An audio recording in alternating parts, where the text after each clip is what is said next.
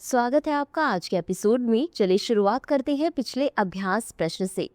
मैकग्रीगर medal के संबंध में निम्नलिखित कथनों पर विचार कीजिए। 1.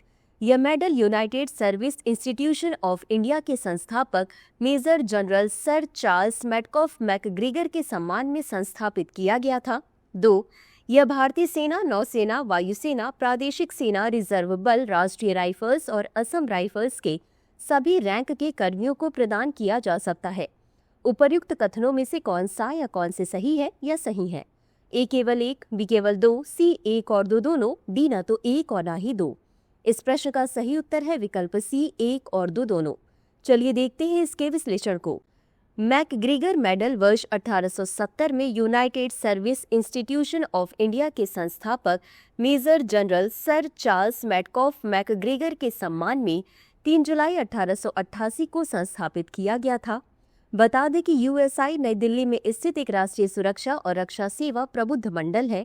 प्रारंभ में यह मेडल सैन्य टोह या आविष्कार और अन्वेषण के लिए प्रदान किया जाता था, जिसके दायरे में वर्ष 1947 के बाद विस्तार किया गया और इसमें पर्वतारोहण, नौकायन और अल्ट्रा रनिंग जैसी साहसिक गतिविधियां भी शामिल कर दी गई। यह मेडल भारतीय सेना, नौसेना, वायुसेना, प्रादेशिक सेना, रिजर्व बल, राष्ट्रीय राइफल्स और असम राइफल्स के सभी रैंक के कर्मियों को प्रदान किया जा सकता है। तो चलिए शुरुआत करते हैं आज के एपिसोड की पहले प्रश्न से।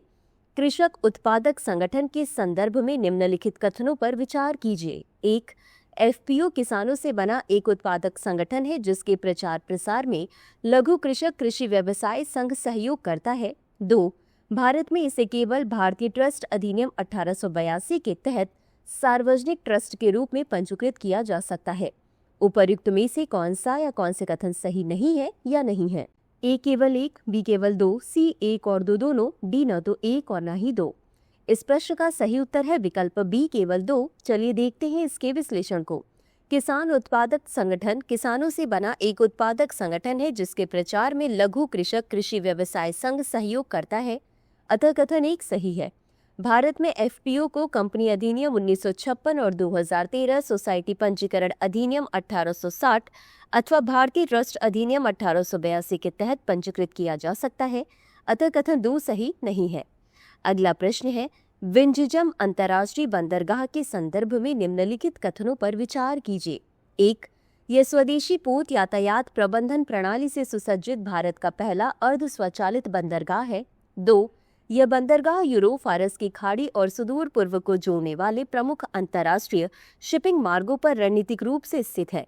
उपर्युक्त कथनों में से कौन सा या कौन से सही है या सही है?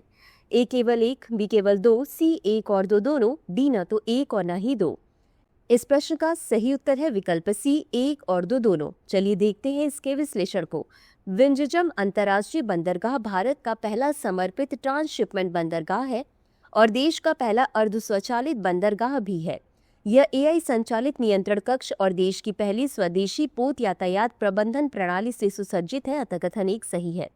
यूरोप, फारस की खाड़ी और सुदूर पूर्व को जोड़ने वाले प्रमुख अंतर्राष्ट्रीय शिपिंग मार्गों से केवल 10 समुद्री मील की दूरी पर स्थित वीआईएस बड़े जहाजों 18 से 20 मीटर की गहराई के लिए पहुंच को बढ़ाता है, अतः कथन दो सही है। अगला प्रश्न है, राष्ट्रीय कृषि और ग्रामीण विकास बैंक की स्थापना किस वर्ष की गई थी? ए 1980, बी 1985, सी 1990, डी 1982। इस प्रश्न का सही उत्तर है विकल्प डी 1982। चलिए देखते हैं इसके विश्लेषण को। राष्ट्रीय कृषि और ग्रामीण विकास बैंक की स्थापना वर्ष 1982 में की गई थी, जो राष्ट्रीय कृषि और ग्रामीण विकास बैंक अधिनियम 1981 के तहत एक सांविधिक निकाय के रूप में कार्य करता है। इसका मुख्य उद्देश्य कृषि, ग्रामीण विकास, छोटे उद्योगों, कुटीर उद्योगों और ग्रामीण परियोजनाओं के लिए वित्तीय सहायता प्रदान करता है। इसका मुख्यालय मुंबई में स्थित है। अगला प्रश्न है, पुलित्जर पुरस्कार मुख्य रूप से किस क्षेत्र में प्रदान किया जाता है? ए पत्रकारिता और साहित्य, बी विज्ञान और प्रौद्योगिकी, सी खेल और मनोरंजन, डी चिकित्सा और अनुसंधान। इस प्रश्न का सही उत्तर है विकल्प ए पत्रकारिता और साहित्य। चलिए देखते हैं इसके विश्लेषण को। पुलित्जर पुरस्कार को पत्रकारिता के क्षेत्र में अमेरिका का सबसे प्रतिष्ठित सम्मान माना जाता है। इस पुरस्कार की शुरुआत वर्ष 1917 में की गई थी, जिसे कोलंबिया विश्वविद्यालय और पुलित्जर पुरस्कार बोर्ड द्वारा प्रशासित किया जाता है।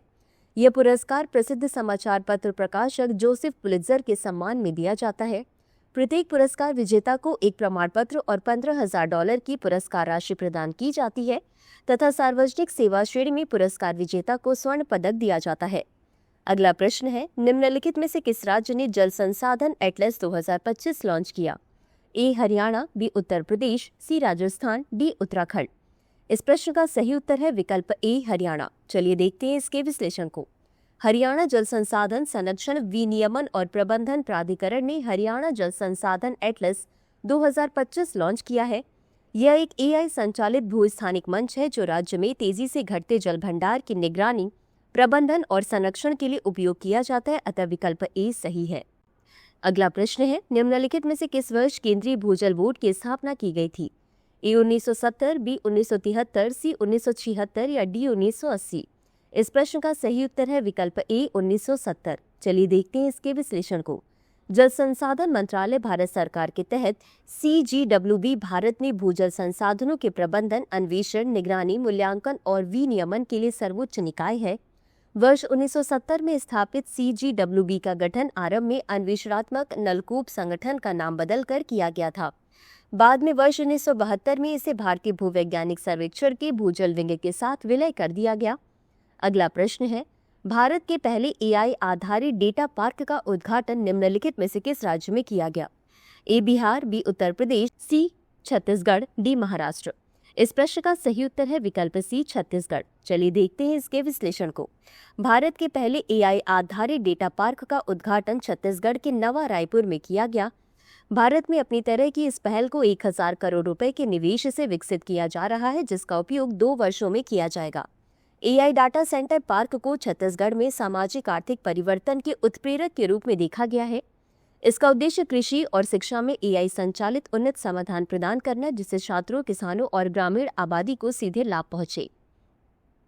अगला प्रश्न है, बगलिहार बांध निम्नलिखित में से किस नदी पर स्थित है? ए रावी, बी चिनाब, सी झेलम, डी किशनगंगा। इस प्रश्न का सही उत्तर है विकल्प बी चिनाब। चलिए देखते हैं इसके विश्लेषण को।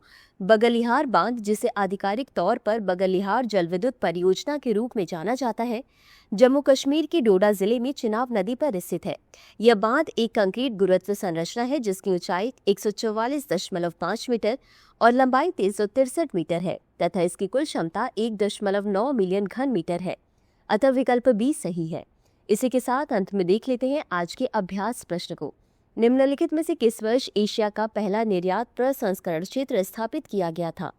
ए 1960, बी 1963, सी 1965, डी 1967। इस प्रश्न का उत्तर कमेंट बॉक्स में जरूर दें। आज के लिए बस इतना ही। धन्यवाद। डियर व्यूअर्स, अपने एग्जाम की तैयारी को और बेहतर करने के लिए हमारे चैनल को लाइक, शेयर और सब्सक्राइब करना न भूलें।